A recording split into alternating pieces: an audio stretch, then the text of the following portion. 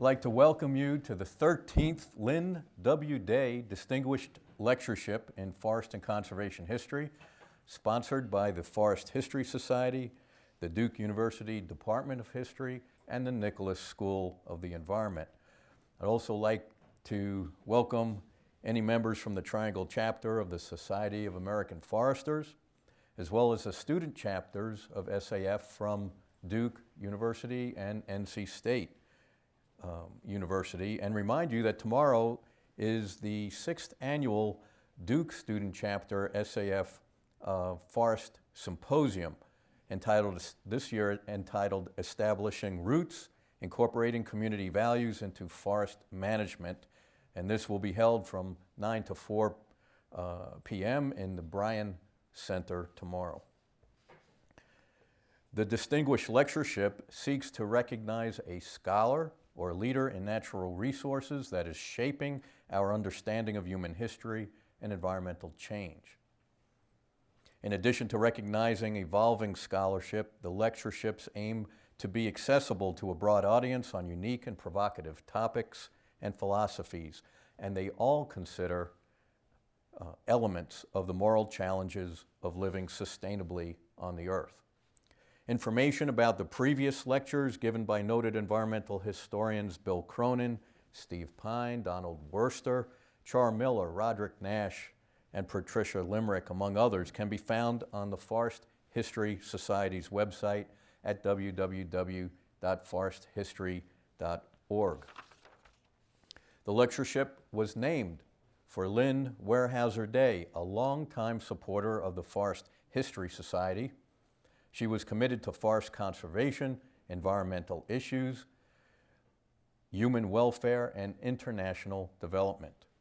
She firmly believed that the lessons of history can help us ask better questions, and that will, in turn, lead to better decisions now and in the future. This lecture has been approved for 1 hour of continuing forestry education credits by the Society of American Foresters, and it qualifies for 1 credit towards the North Carolina Environmental Education Certificate Program.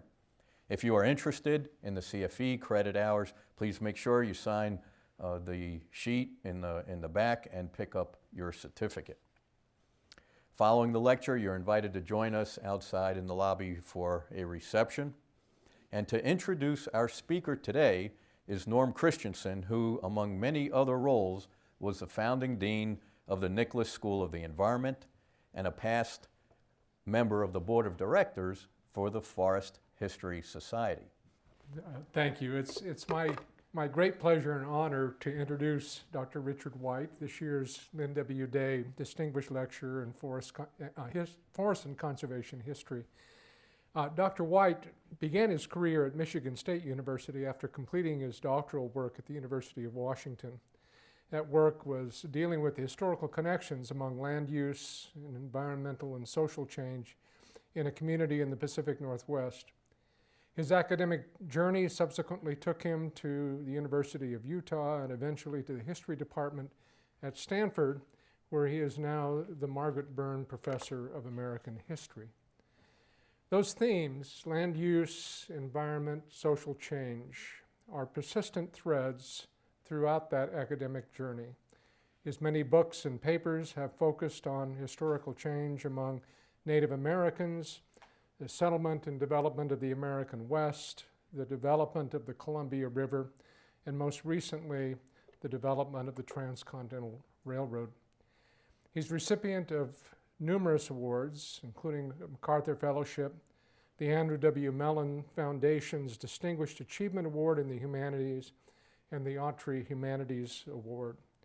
He's twice received the Francis Parkman Award, or prize, from the Society of American Historians. Praise for his most recent book, published just this last year, Railroaded, The Transcontinentals and the Making of Modern America, has been widespread. It was finalist for a Pulitzer Prize, and it received the Los Angeles Times Book Award for History. In a review in Slate magazine, fellow environmental historian and former Lynn Day lecturer Donald Worster called it easily the best book on business history I've read.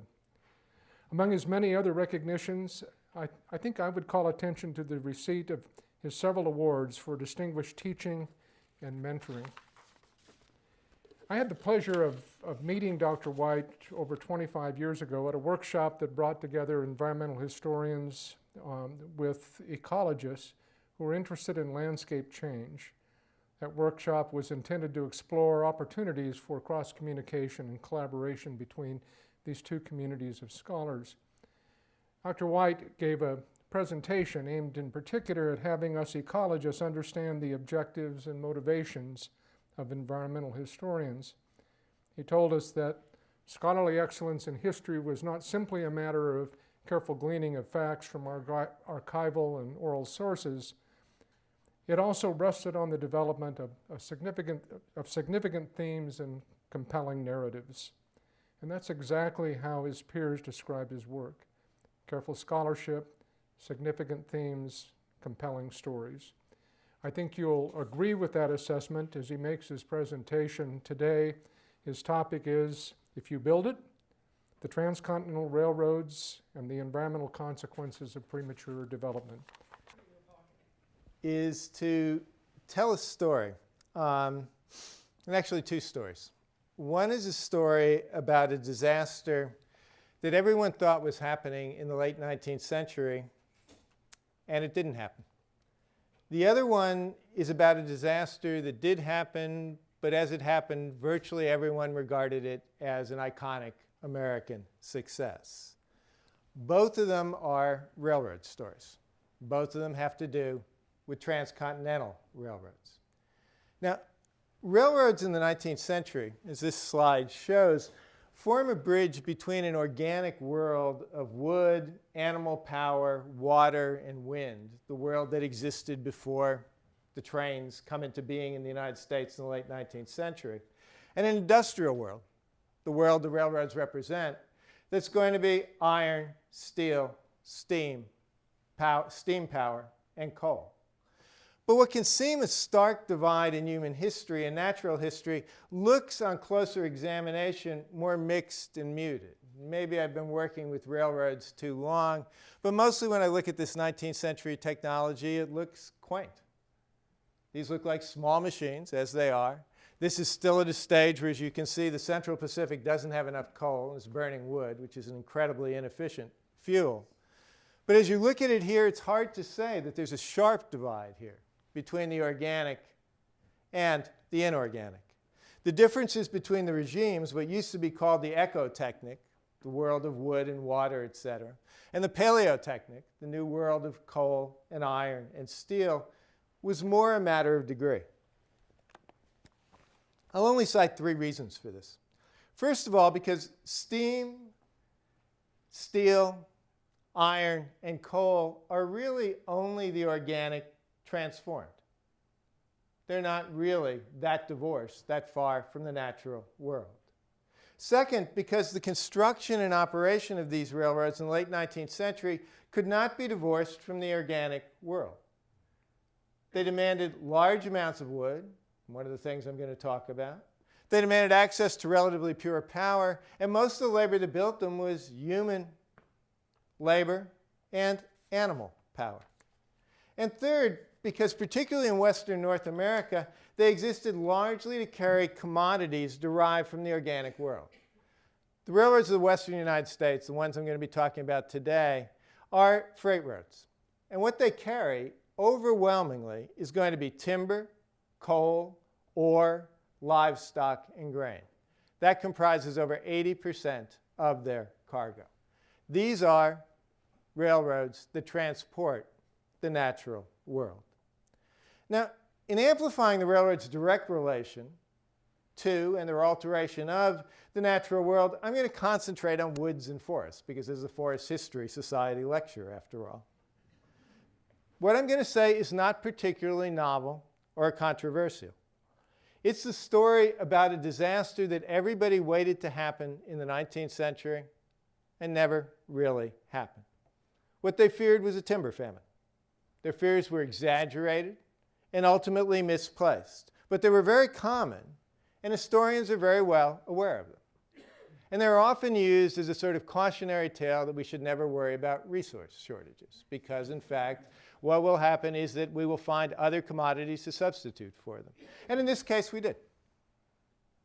If anything, the people who built and financed the railroads overestimated, not underestimated, the environmental impact of these railroads on forests.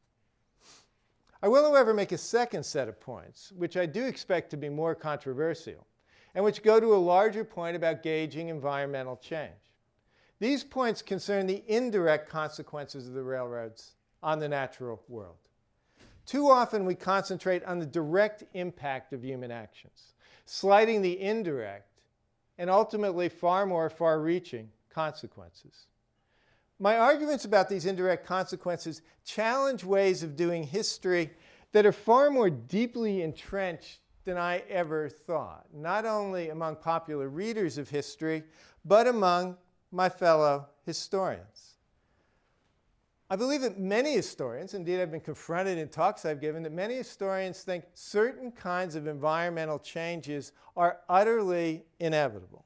They might be regrettable, but there is no way that it could have ever happened other than the way they did. And that to analyze them as if, in fact, they could have been avoided is to go on a fool's errand. My position is the opposite. If it wasn't the opposite, I don't see how I could really do history. If the world ended up being only the way it has to be, then there's not much point in telling the story of how it got to be that particular way. Things did not have to happen the way they did. When events happen, where events happen, and how events happen matters a great deal. My particular point is that if it had not been for premature development, if the Western railroads had not been overbuilt in the aftermath of the Civil War, much of the nation's forests and grasslands, and most of the West's human communities, both native and immigrant, would have been better off than they were. This premature development was contingent. There was a small political window in which it could have happened, and there was considerable opposition to it when it did happen and to its aftermath. If this lecture were a country and western song, it would be Alison Krauss's "It Doesn't Have to Be This Way." But on to my first and uncontroversial description of, let me see if this works here. I think this is only going to be a pointer, nothing else. I'm going to have to do this by hand. Of the railroad's direct relationship to the organic world, particularly to forests. In the late 19th century, railroads were the leading consumers of timber in the United States, with the peak consumption of railroad ties and other building materials coming during the building booms of the 1870s and 1890s. From the 1870s until 1900, the railroads consumed 20 to 25% of all the timber produced in the United States. An extraordinary percentage. This was not because the railroads burned wood for fuel. Wood is an incredibly inefficient fuel for steam engines. Some did initially, as you saw in the previous photograph, but they switched to coal as quickly as they could. The real secret to railroad efficiency was going to be coal, steel rails, and heavier rail cars. Timber figured into railroads in a far different way. Photographs of the Western railroads, such as this one, tend to focus on the spectacular use of timber in bridges. These are the kinds of early temporary bridges because this is not going to last very long. This is going to rot. It's going to fall through. Within 10, 12, at the most 13 or 14 years, you're going to have to rebuild the whole thing. Or, as we'll see later, simply fill in this kind of ravine. But they build these rapidly all over the West. And what they build them for, as you can see here, is around the forest right around them, which they will denude the forest to simply build these. You also build them, if any of you have ever seen them, well, it's hard to see now, these are snow sheds on the Central Pacific Railroad. They take up massive amounts of timber. Officials estimated the original construction of the snow sheds over the Sierra consumed 65 million board feet of timber, and this is only the first use of the timber. All of these too are going to rot, and very often, because you have steam engines running through them, throwing out embers, they are going to catch on fire. By 1896, the lumber used in repairs and renewal was roughly twice the original amount used, 800 million board feet of timber. And virtually all of this is going to come from areas which were not particularly heavily timbered to begin with. I didn't get a picture of the upper Truckee Valley. This is the lower Truckee Valley. And this is where a lot of this timber originally comes out of to move up into the Sierras to build the railroad sheds, snow sheds. Besides this, there's all the other uses of timber. You're going to have timber to build stations, timber to build warehouses. Timber is going to be used extravagantly all along the western railroads. It was this heavy drain on timber, particularly in arid regions like this, that led Collis P. Huntington of the Central Pacific to complain that, quote, one more railroad would denude the whole western country of timber in a very short time. Collis P. Huntington was wrong. They're going to build 7 railroads, and they're not going to denude the western country of timber. But he's certainly right about the local impact. We've been doing repeat photography, which is actually we in this case being my son and me. Or my son much more than me. This is where most of the timber comes, but it's premature. I'll come back to this slide. This is the slide I actually want. And repeat photography is simply going to see the early places where Alfred Hart took pictures along the Central Pacific in the 1860s and what these things look like now. You can see the extent of environmental alteration. This doesn't look like it's the same place, but actually this is very revealing in the way is if we had other photographs here, you can see parts of this old trestle sticking out of the roadbed. What they do here, instead of simply bridging this ravine, they fill it in. So you're seeing this huge alteration, but my point here is not just the use of timber, but you're also going to see the forest recurring around here. One of the problems with doing repeat photography, this is an old lumber mill along the Central Pacific. This is what it looks like now. And one of the problems of doing repeat photography is over much of this place you can no longer take the pictures that Hart took because trees are in the way. What you would have is endless pictures of just trees, of forests coming back that were deforested by the railroad, but have come back in the places where Hart took his pictures. Most of those forests are not going to be taken down for bridges. This is what most railroad consumption is. I mean, it's really mundane, and it uses up huge amounts of wood. It's railroad ties. It's the wood along which the rails are going to rest. They're the key element in railroad timber consumption.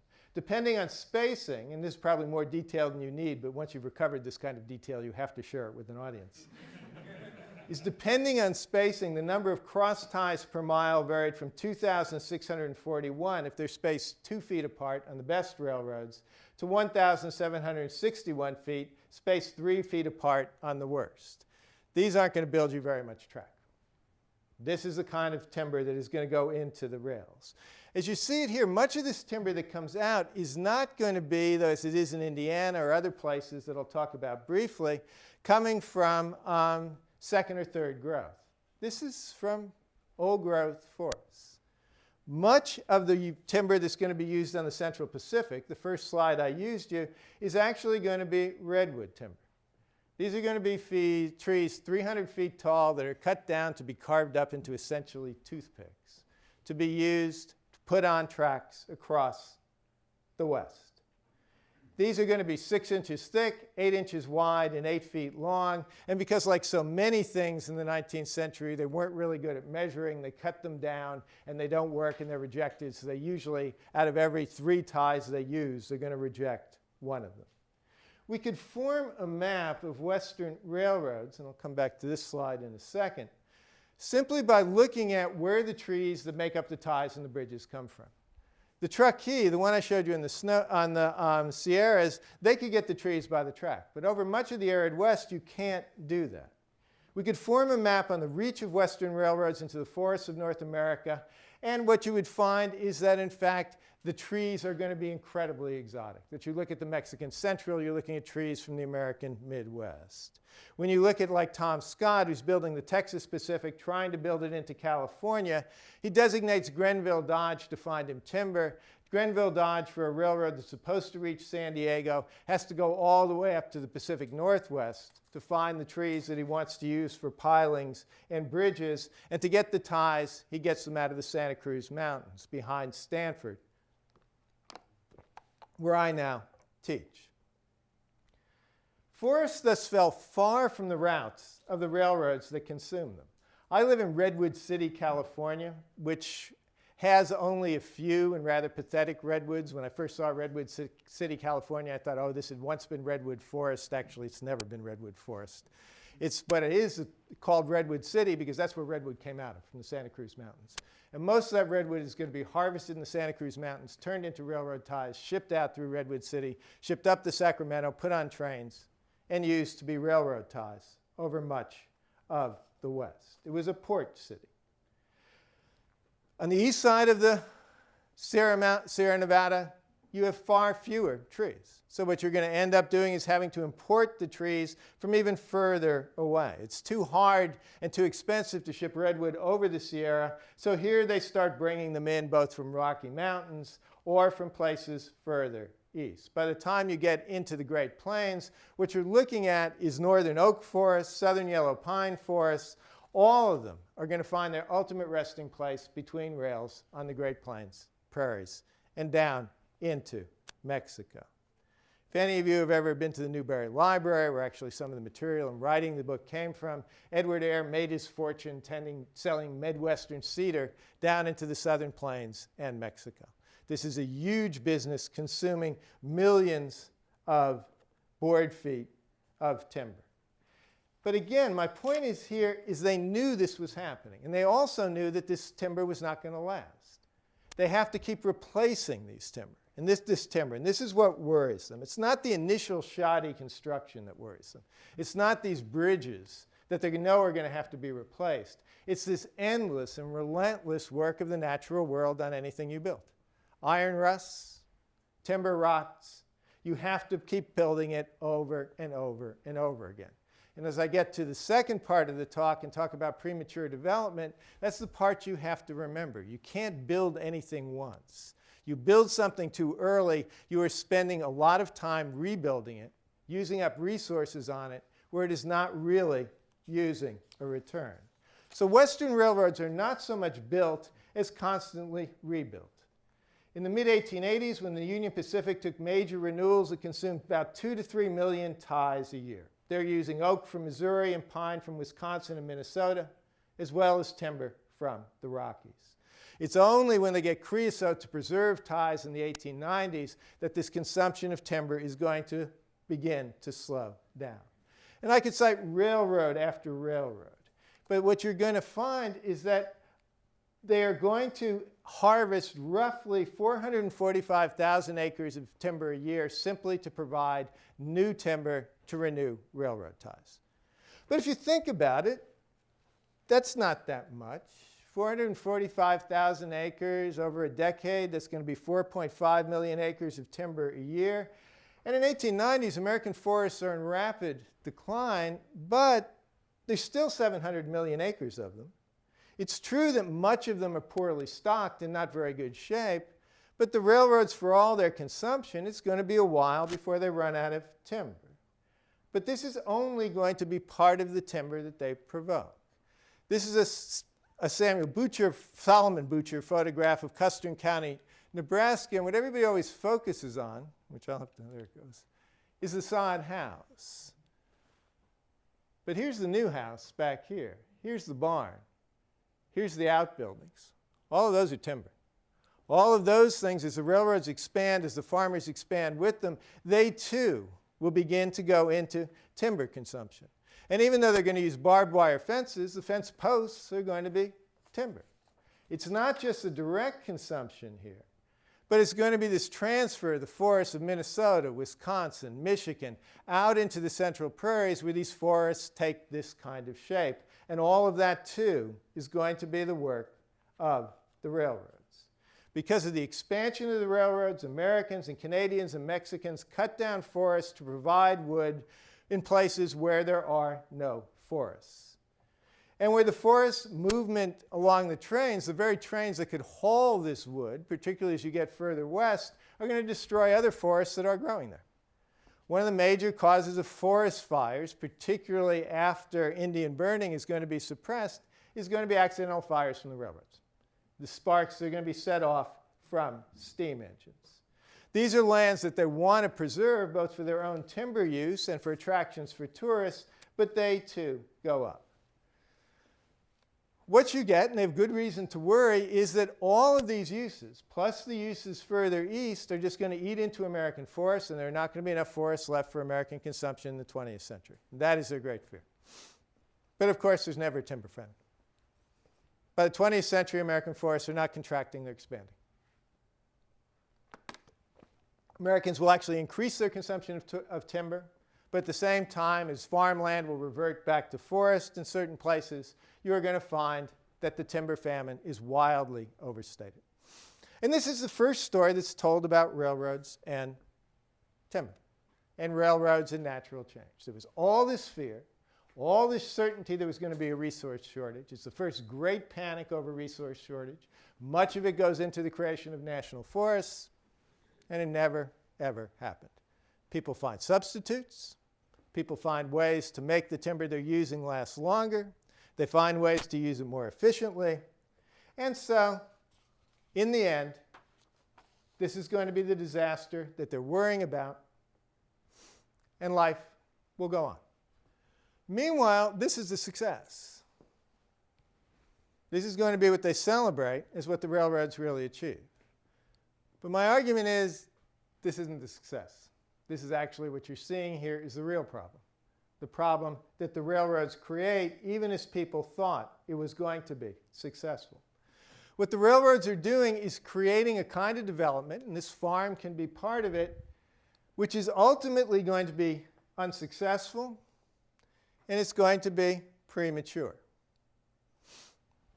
The problem with the railroads is that they don't do what this picture says. This is a great iconic representation of American expansion.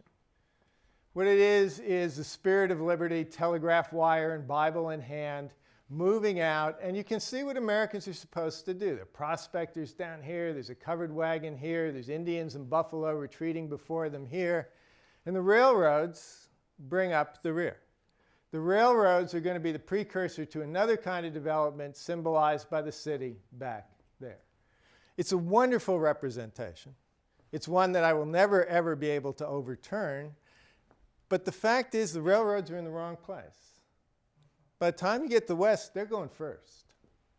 They're way ahead of everybody else in filling up the middle of the continent. And as they fill up the middle of the continent, the problem you're going to have is they're not going to have a whole lot. This is another reforestation picture here. They're not going to have a whole lot to carry. What the railroads are doing is causing an immigration that's unnecessary and premature. Now, the usual counter to that is those people cannot be stopped. What we usually write about the American migration west is it was nothing that could have stopped it. There's an American hunger for land. There is going to be a desire of European farmers to move out and take up land. And in part, this is going to be true as long as you look east of the 98th meridian. But if you look west of the 98th meridian, nobody's really that hungry to go out there. Certainly not into the Great Basin, and certainly not into the Columbian Plateau. If it was, why do you need this stuff? If, in fact, everybody is going to come, why do you have such large advertising campaigns, in fact, to draw people out into this country? The attempts to sell them, to make a case for what you can do as you move into it. This is not a great folk migration that they're following. This is a migration that they are funding for very good reasons because they've built railroads out there and they have absolutely nothing to put on them.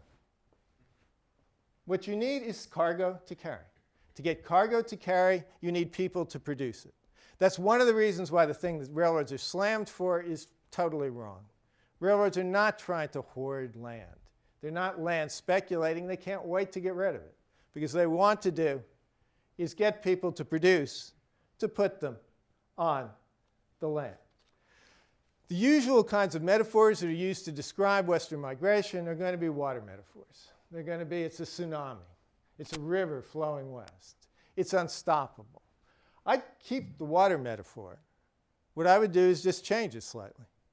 I would make it a hose held and directed by the railroads. What you're going to find is that the railroads are, in fact, going to promote settlement. Things like this, you can see them plowing up Montana. You can also see that as you plow up Montana, gold comes out beneath the plow. But what you're going to find is these lines of settlement follow the density of railroads.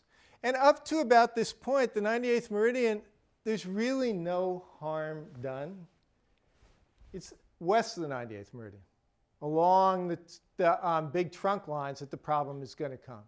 My argument in the book is that essentially around here you did not have to subsidize these railroads. You get a dense railroad network where the subsidy is utterly wasted. They would have built it anyway. West of the 98th, you did have to subsidize those railroads, and you shouldn't have. And you shouldn't have because, in fact, they're going to lure a kind of development out onto the Great Plains and further west that is going to be utterly catastrophic. What they're trying to do is find ways to get cargo, I don't know what goes on with these slides, to haul. The first cargo that they're going to haul is after the railroads go bankrupt, because as you move out into the plains ahead of settlement, they'll go to bison. These are the last refuges of bison. Here you can see them contracting. This is the old Hornaday map showing the range, which had once been extensive, but by the end is coming out here. But the railroads will pierce the bison country. Nobody is really interested in hauling bison originally. But in fact, even though the herds would have declined and were in decline without the railroads, the great commercial hunts are only going to take place because the railroads can bring them back. The railroads who are bringing them back in many cases are already bankrupt, and the men who are killing the bison are going to be ex-employees of the railroads who are laid off and looking for work. What you're going to find here, this is Dodge City, 40,000 buffalo hides, which are going to be shipped east. This is an industrial slaughter, both in terms of the men who are shooting them and the ultimate use of the hides. This is what they were not used for. There is not a huge market for bison robes, which causes them to slaughter all the bison on the western plains. What they use them for is, by and large, if you've ever seen the pictures of steam-powered factories with the steam engine and all the belts running off of them, that's Argentinian cattle and western bison. This is going to be cheap leather, turned into straps. That's what it's going to be used for. It is going to supply the railroads with locally important cargo, but we have to put this in perspective. Between 1871 and 1879, the hunters reduced the southern herd effectively to zero.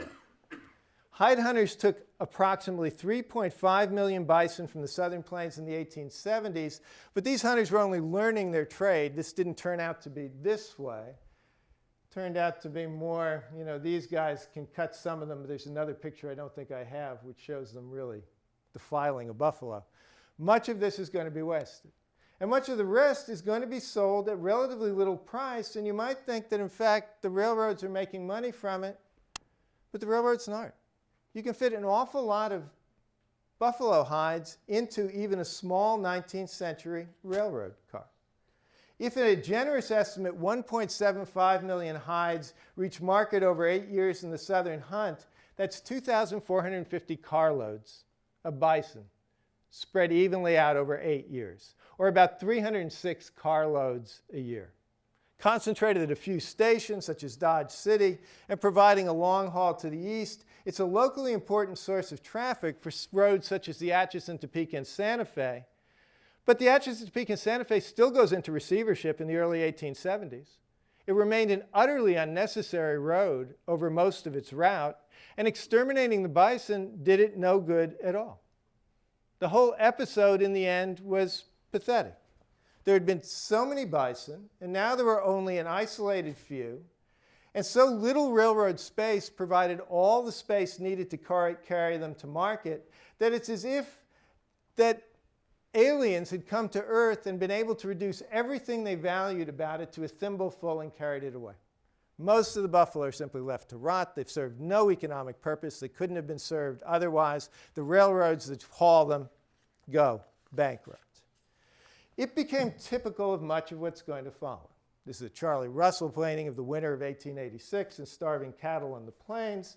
And what this becomes is the winter, they stock the plains, overstock the plains. And there's a long story about cattle, which I won't tell you. But essentially, the only way the cattle industry can work is the railroads need cargo. And initially, the United States needs cattle, but only initially. The Civil War was really hard on human beings, but it was even harder on cattle. The South lacks virtually all cattle at the end of the Civil War. The northern herds are depleted. You can now find a market for what is really poor beef in Texas, getting it to market. There's reasons you can't drive it directly there because of Texas fever. But if you drive it out onto the plains, fatten the beef, you have cargo for railroads. And the railroads are going to encourage the stocking of the western plains. And in the 1870s and early 1880s, everything seems good. There's a series of wet winters. The cattle thrive. There's a series of what will end up being Ponzi schemes. Money is invested, and people seem to be making money. But in fact, what they've done is overstock the plains, and even more, there is really no demand for that cattle by the mid-1880s. Stock prices are dropping rapidly. The railroads are getting a cargo, but the industry itself is going to be getting smaller and smaller. And the United States didn't need the cattle. I won't show you a visualization now, but I might show it later in response to questions. In fact, most cattle in the United States then and now are not in the western United States. The grasslands are not a bonanza of beef. In the late 19th century, mid and late 19th century, cattle eat corn. We didn't invent that in the 20th century. You're going to find cattle mostly in Illinois, Iowa. You're going to find them in Nebraska, eastern Kansas. As you go further west, you see fewer and fewer cattle. What you do find is enough cattle to give them a cargo, but it's not going to be meat that's necessary for the United States.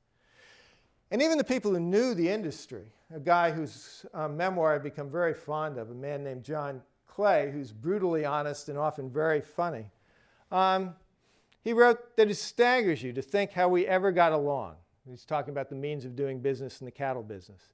It led to vast amounts of money disappearing as through a sieve. It also led to vast numbers of cattle dying and the rest being marketed at a loss before a restructured industry takes root in the 1890s.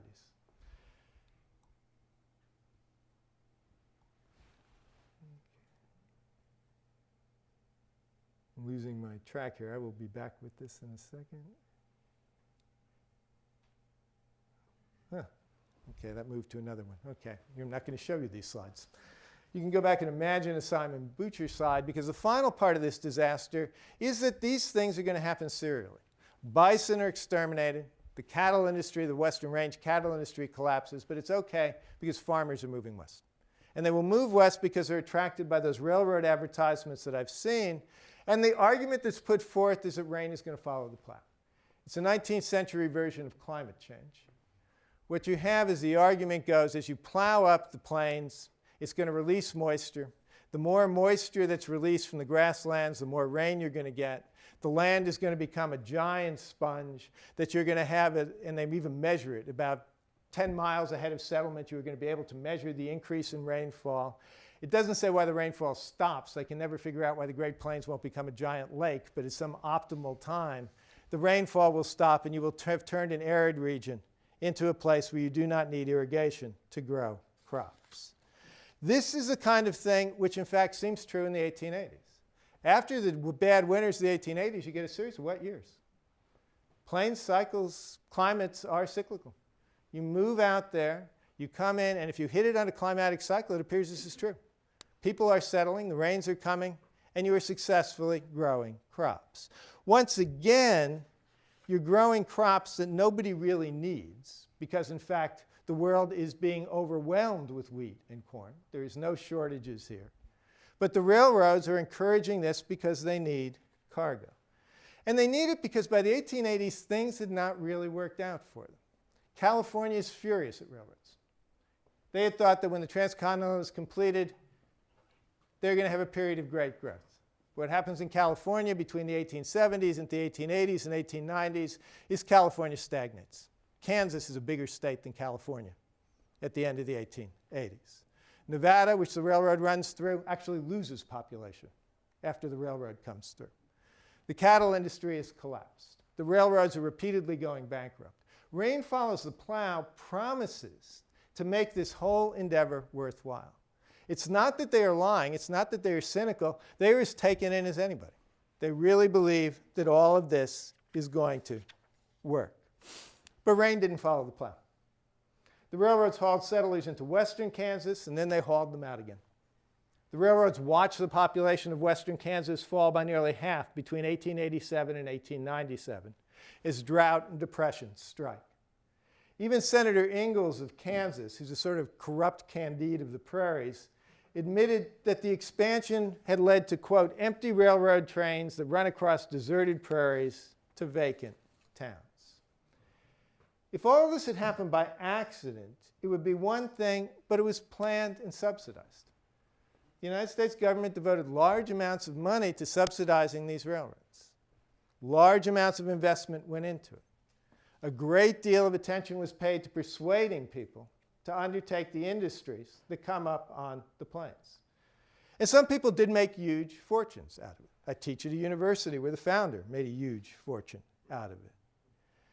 But they made huge fortunes from larger failures, railroads that go bankrupt, and larger economic developments that fail. That's a longer story, one I'm not going to tell you now. But ultimately, all of this was avoidable. The United States needed railroads east of the 100th meridian, but it really didn't need them anyplace else. Let me see if I can pull this up. This is from the Spatial History Project at Stanford. And what this shows you is railroads in 1879, when the first transcontinentals are built out. And already they've figured out where you need railroads and where you don't. This is where you need railroads. All through here. This is where you need railroads. This is where you probably don't need railroads. And none of this is going to change. I'll play this for you as it goes through. It's not that this is going to change very much over time. You see you get denser networks as they go through, and you're going to get some more trunk lines as they go through. But by and large, the reason you don't see small railroads in here is there's nothing much to carry.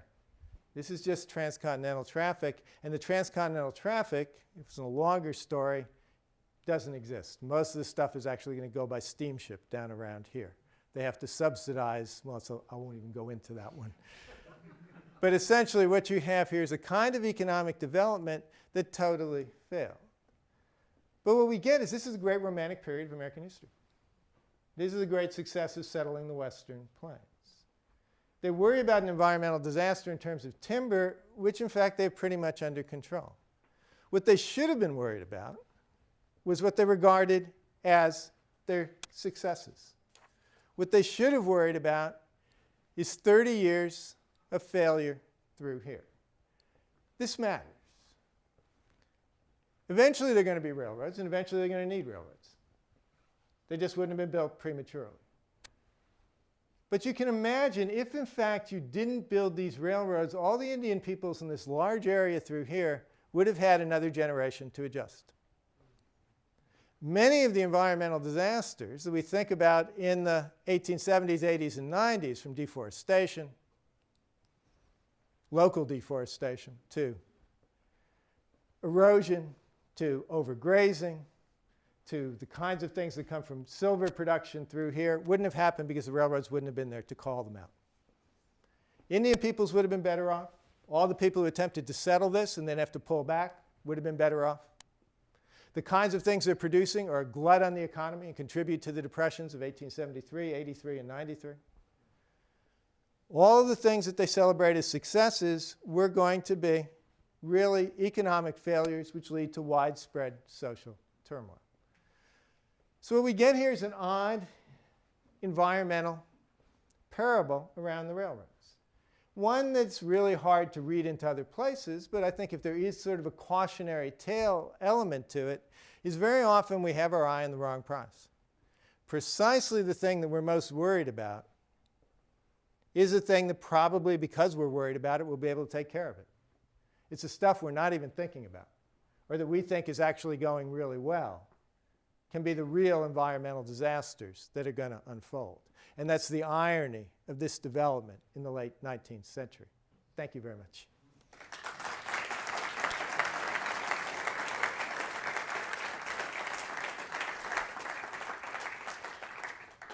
So questions? So I guess I just take questions.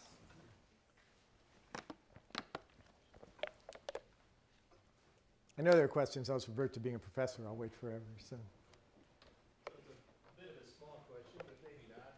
Do sheep have a different story than cattle? Yeah, sheep come later. And what you're going to find in through here is sheep is going to come largely in the late 1890s. They're going to be through here, out through here, down through here in the Sierra. I wouldn't vouch for it totally, but what sheep can do is, because mostly what they're raising for sheep for is wool, much of this stuff can be exported by sea, and as long as it's around here, it works fine. I mean, my argument is the kind of development that really can sustainable can go out through here, through here, through here, and that's what Western railroads feed them. The ones that can't is through here, and that's largely cattle that's going out through there. And the cattle, I mean, these are Texas Longhorns. They're breeding them up, but these are really poor cattle. I mean, the 19th century joke was it was 100 pounds of hamburger on 1,000 pounds of bone and horn, and that's what these are. They're feral cattle which can only find a market in a very brief window. Is it possible that there was a positive environmental benefit? Talk to me a little bit about the role that the railroad moguls played on the establishment of places like Yellowstone Park, Assembly Park, Glacier Yeah. Park. Virtually all the parks around here are going to be railroad parks. I mean, literally, you can go from Grand Canyon all the way up to Glacier. You can name a railroad that will go with it. And part of that is going to be the fact that you've built a railroad out there. I've been talking about freight traffic. They're not so good on passenger traffic either. What you have now is trains without enough people to ride them. So what there is going to be is an attempt to sell the Rockies, and this is the American Alps, to create it in a way in which, whoops, I'm losing my, see if I can bring the map back up here. Excuse me, I'll be back with you in a second here. That what you're going to get is a real, oh, I don't even know my password anymore. Okay, what you're going to get is really successful national park development. And that is going to be there, but the reasons are closely associated. You get the parks because they can't think of anything else to carry, so tourism will come in. So yeah, the railroads, without these railroads, you probably wouldn't have had the parks. That's perfectly true. How about the grain industry? The United States needs grain, but it doesn't need it out here. You know, the problem is that you're beginning to develop, these are the fat lands of North America, right through here. And you can tell where the fat lands are by where the railroads are densest, and out through here in the Central Valley. These are producing more grain than anybody needs. As anybody, if you follow 19th century economic history, the problems farmers face is an oversupply and falling prices. So what you have is, yeah, this can do it. I'm talking about out here. Why do you push further west to produce grain you don't really need at the expense of both environmental problems, social disasters, and these are heavily subsidized railroads? The best argument about why you don't need subsidies for these railroads is actually South Dakota. It becomes this historical experiment. For whatever reason, South Dakota does not get subsidized railroad lines. But as you can see, it has a railroad network which is actually about equal to any of the states around it which do get subsidized railroad networks. And when you look closer at the statistics, these are the most efficient railroads on the prairies and plains. These are the railroads which carry the most grain, are the most profitable, and because they don't get land grants, this also means that South Dakota settlers are the ones who are best able to capitalize on the Homestead Act. You have more free farms, you have more small farmers. South Dakota, in many ways, is an argument against these kinds of subsidized railroads. You need them out here, but I'm arguing you don't need them. This one, they would have built them, and the best evidence I have they would have built them anyway, is they built them in South Dakota.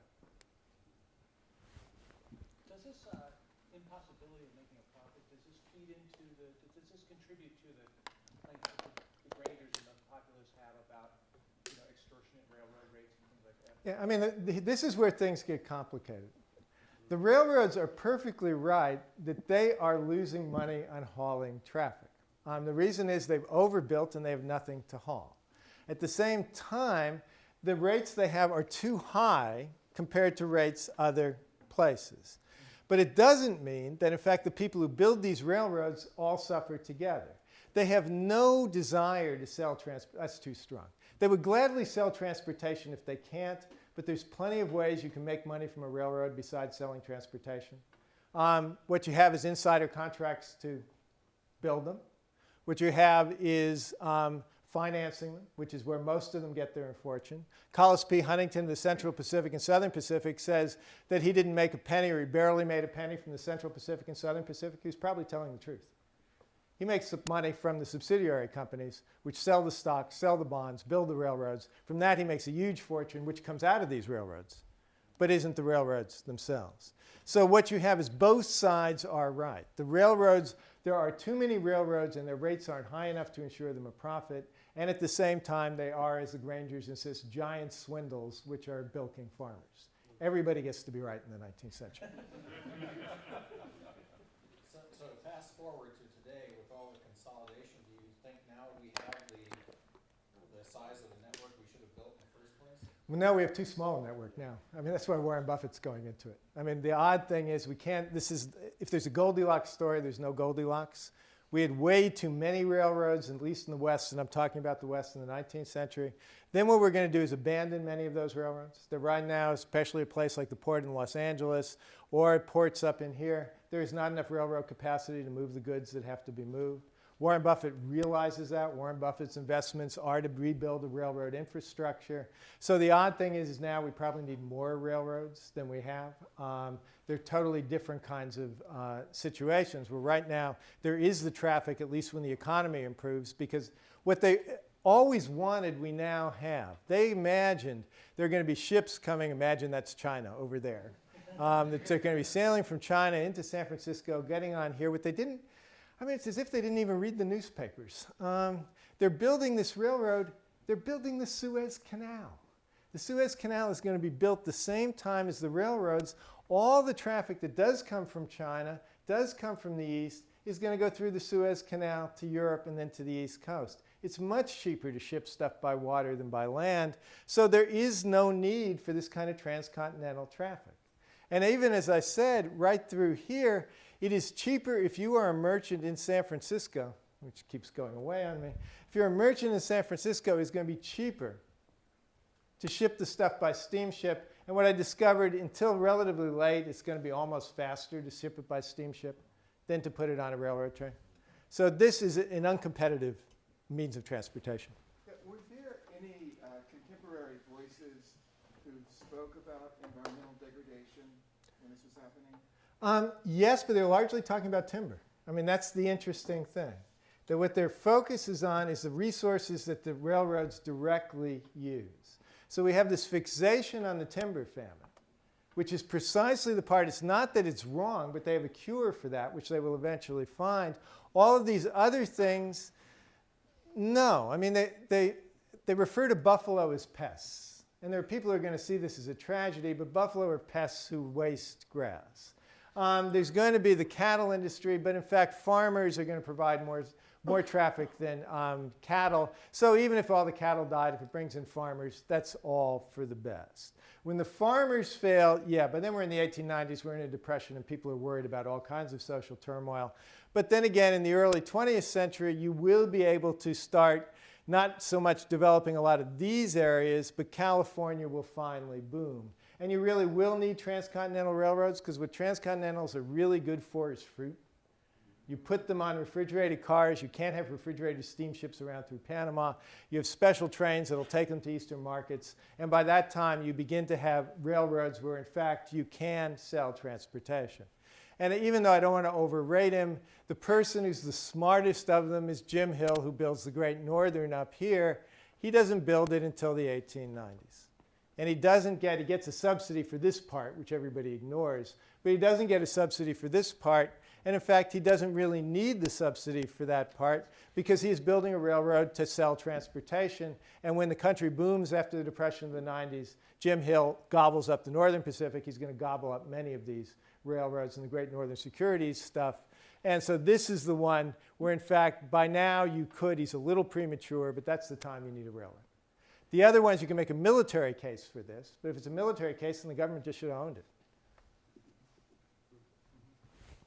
How does, I guess that maybe this confirms the narrative sequence, but thinking about really industrial mining, how does that fit into the story? It does seem that there's obviously a shift from gold and some things like copper that have industrial uses.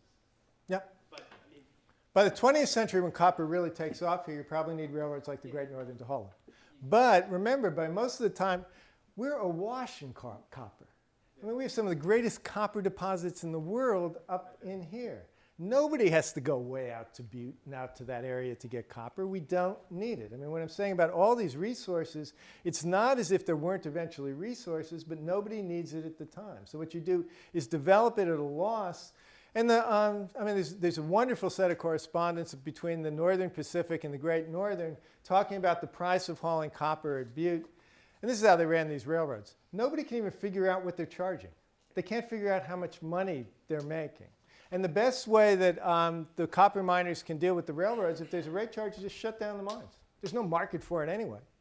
So the railroads, in effect, are going to be at the mercy of these kinds of developments. Now, by the 20th century, it's going to change. I'm not saying we never needed railroads. All I'm saying is in this part of the country, they are really premature and they're real costs.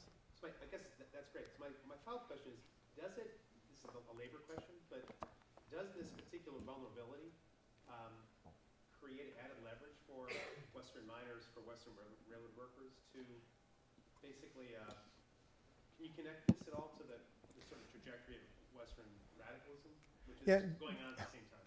Well, the way it connects is going to be complicated because what you have here is that if, in fact, you're building these railroads as quickly as possible to collect the subsidies from the railroads, in some ways you'd rather pay them less than more, but if you have to pay them more, you'll pay them more. So there's a great deal of leverage here for workers who are paid much better out here than they are. And this is utterly unmanageable as long as the railroads were selling transportation. But if, in fact, you're not really selling transportation, you're making all your money from something else, then workers are a nuisance but not a big deal.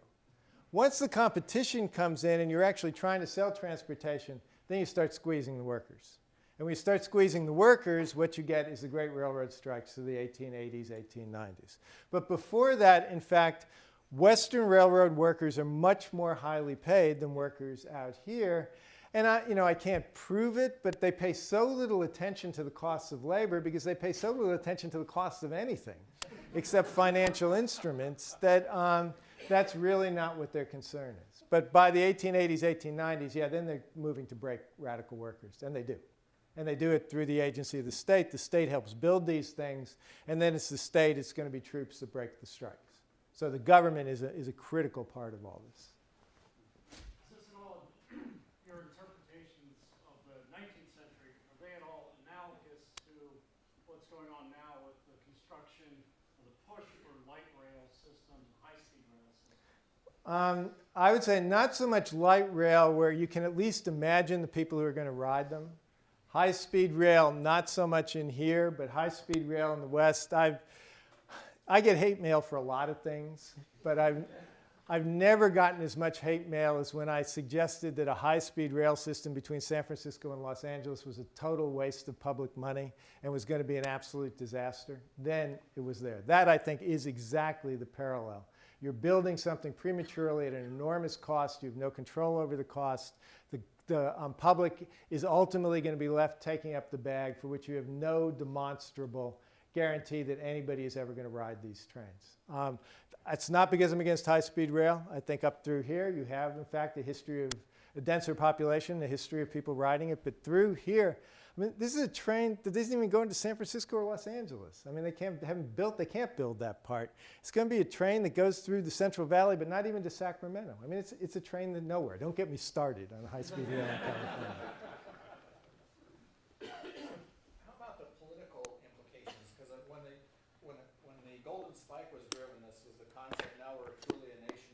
railroads together, and then the Canadian railroads came in because they were fearing Exactly. expansionism by the United States. So the rails were built maybe for political reasons as much as anything else. They're originally justified for political reasons. The problem they have with the original political justification is it's a very good one. It's that what we're afraid to do is we're going to lose California. That California is going to go away. We need a connection by which you can move back and forth from California. That's very logical. And that actually persuaded most of the votes that will go into the initial railroad subsidies. So some people were not even persuaded by that. The problem is, 1865, the Civil War is over. 1865, there's no danger of secession anymore. And what they do is reinvent Indians as a danger. That if you go through this stuff, you'll see in Sherman, Sheridan, but more than that, you'll see in Charles Francis Adams, you'll see in Grenville Dodge. They say what the railroad is a solution to the Indian problem. It will stop the Indian Wars. And it will stop the Indian Wars. What part it leaves out is it caused the Indian Wars. If you hadn't built them, you wouldn't have wars out here to begin with. So it's solving a problem that is its own creation. But it is a political argument.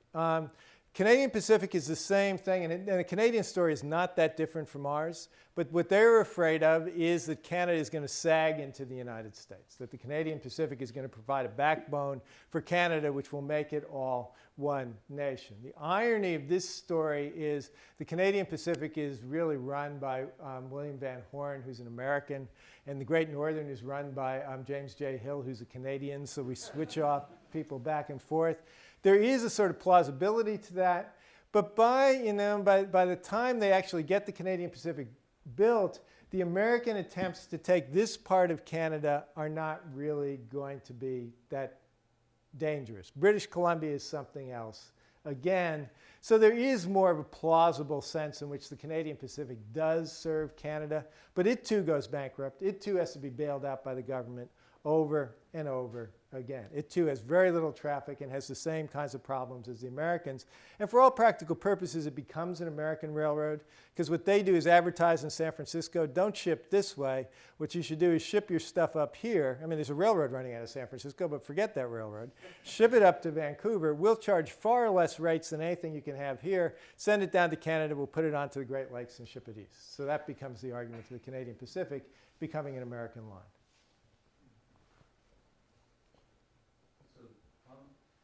Very fascinating tale you told about foolishness in many ways. We have been building interstate highways, and I'm interested if you could tell us something about the interaction of the highway building process and the railroad maintenance process. Well, one of the things that interstate highways are going to do is, of course, they're going to undercut many of the railroads. But I would say what we did with the interstate highways is what people suggested we do with the railroads. That an interstate highway is built by the government, owned by the government, in which people can then run private vehicles or commercial vehicles upon them. That was going to be one of the arguments for how you should build the Transcontinental. If we have to build this thing, what we should build is a public road that goes all the way through, and then we will let private corporations compete with trains going back and forth across the track bed. And in effect, that's what we do with the interstate highway system. The interstate highway system, I think, has proved far more successful than the 19th century transcontinentals proved. But at the same time, once you build the interstate highway system, you have this older infrastructure which it clearly initially undercuts. What Warren Buffett is betting is that it's not going to undercut it anymore. That the real way for moving freight, heavy-duty freight, is now once more going to be rail, not the interstate highway system. And that goes with both maintenance of roads, but also, of course, with fuel prices and the efficiency of moving things by rail compared to by wheels. So these things go round and round again. My basic point is there is no right or wrong answer. It's history. It's when it happens, how it happens, what else is happening around it. There's never any one size fits all. It depends, which is what makes historians so unsatisfying. People want these answers, and our answer is always, it depends. It depends on the other things that are going on, what you want, what the right answer is going to be. Speaking of hate mail, how about the current cattle industry on public lands in the West?